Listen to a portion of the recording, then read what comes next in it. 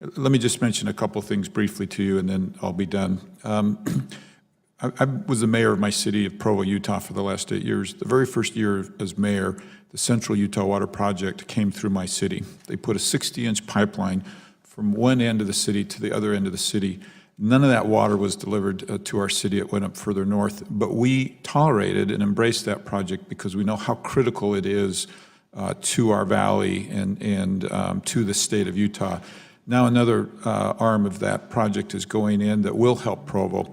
There was a $2.4 million gap, not huge, between what was appropriated and what was in your budget. And just wanted to see if you would take a look at that and see if there's a possibility of closing that gap so we can finish this just critical project for our valley.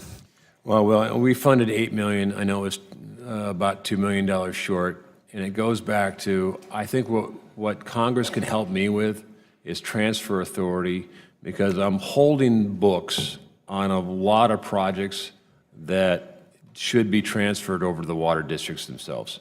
Because again, the original intent, a lot of these projects was the small communities couldn't afford them.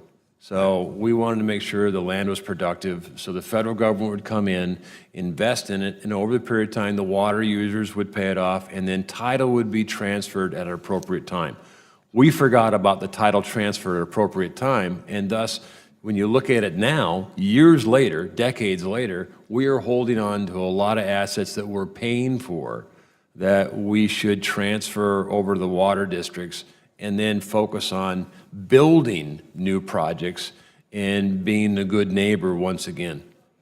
Would love to explore that when we have more time to see how I can be helpful with that. Thank you for your attention.